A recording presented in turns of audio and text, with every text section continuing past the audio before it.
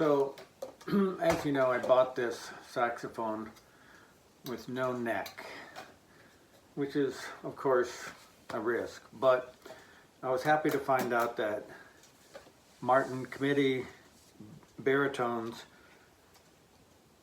can function with a neck from a Con 12M. And I bought another Con 12M that I'm going to start working on pretty soon.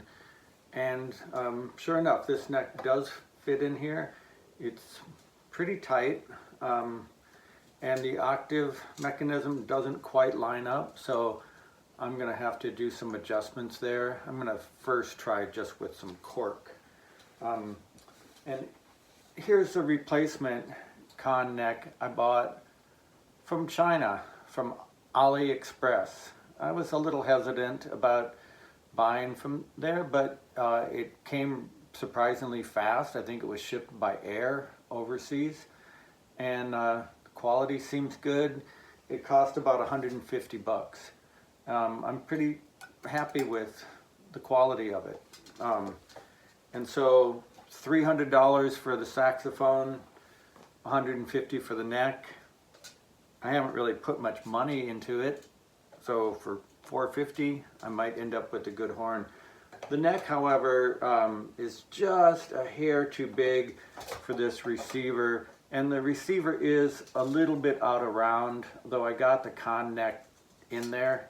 So I think I just want to reduce the size of the tenon here.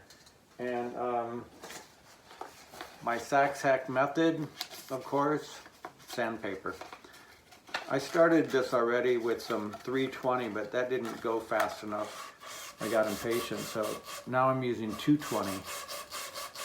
And it's definitely taking material off. I don't know if professional techs have another method of doing this. I know they can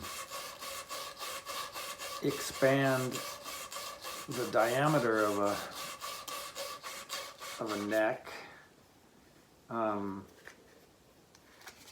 Some of the extra dimension here might have just been lacquer, because that was the first thing that came off. So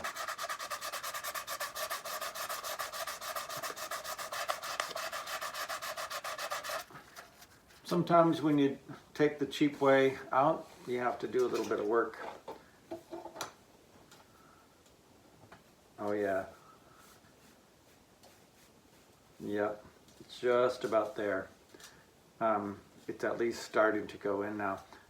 I'm gonna do some more sanding. You don't have to watch. And when I'm done, I'll show you.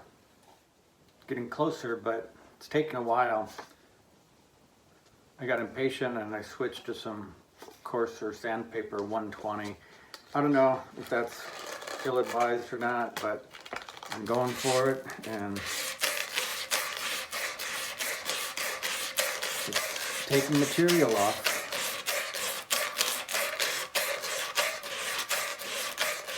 I'm also squeezing harder.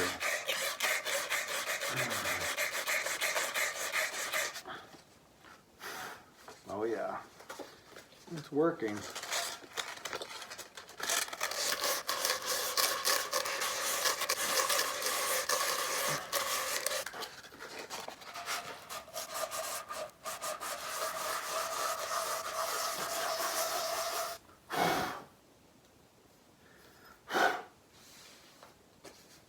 If I was even more of a hack, I would just use an electric sander, like a belt sander. That would take it off. I'm afraid to do that though.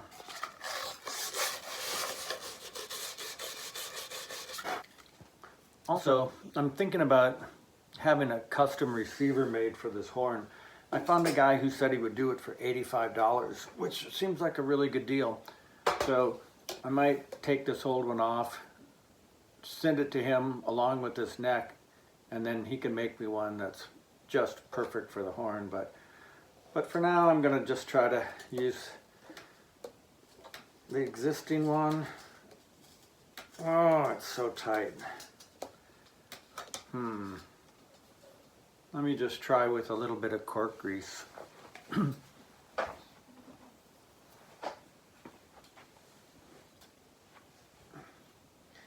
think I've heard you should never put cork grease on a neck tenon. But since when do I listen, right? Oh yeah, much better. Oh, it's tight though.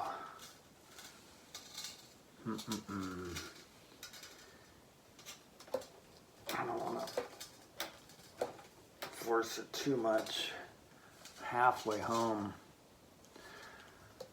Oh well, back to the sandpaper.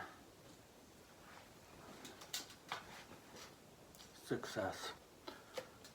It's tight, but that's okay because I don't even have a neck screw. So I want that to be tight.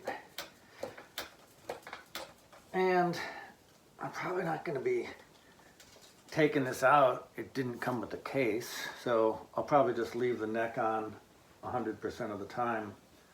So let's see. Yeah, this neck is for a con, and the octave key doesn't line up perfectly, as you see here. It's a little bit too low. I might be able to just add some cork to the octave key. I could also maybe bend this key a little bit so that it reaches the back of the octave key there. So let me think about that for a minute and I'll show you what I come up with. So that's the octave key, and it's just a little too low.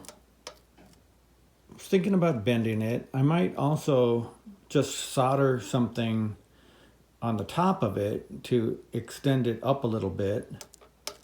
But for now, I think I'm just going to put some taller cork on there, and it might not be a permanent fix, but it'll tell me what I need to do next. So let me replace that cork.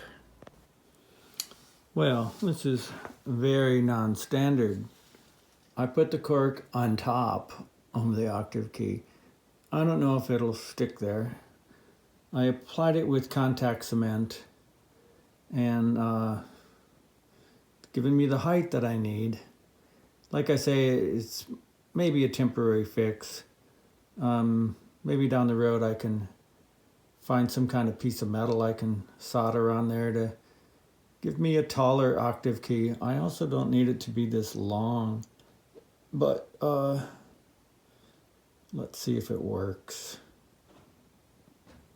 That interfaced nicely with the octave key, but when I tried to open it, it wouldn't open, and I think it was because the spring on this neck was so strong. So I took that octave key off and bent the spring a little bit to weaken it, and now, bing, ding, ding, ding, ding, it works. That is the last adjustment I need to do before giving this horn a proper test. Of course, I still don't have the side keys because I'm still missing my post down here. But who needs side C and high E? Alrighty, I got the octave mechanism working. I didn't have a leak light, and I knew that there were some leaks in here. But I found this thing. I went to Chick-fil-A the other day, and they had this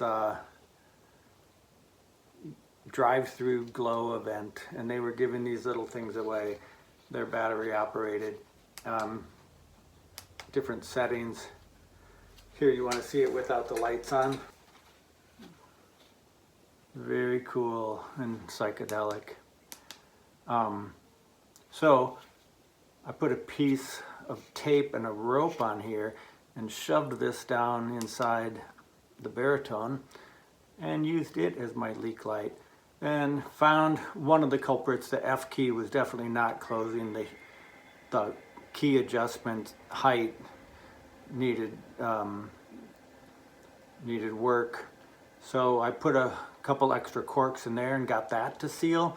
And now this thing plays, man. You want to hear? Here we go, my $300 rescue horn.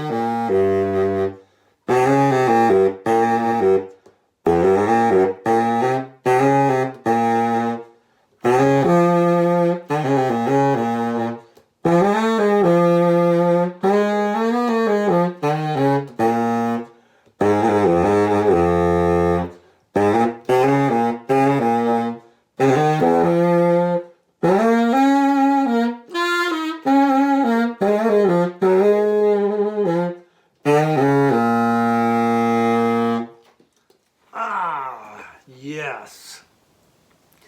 So, for all you naysayers out there who say shit like, you should make a lamp out of it, or hang it on the wall, or recycle the brass, eat it. Seriously, why do people post such negative stuff? It doesn't do anybody any good. I think you should be optimistic and confident. Horns, old horns like this are beautiful and they deserve saving. So have some faith and bring these things back to life. I mean, this thing was dead a month ago.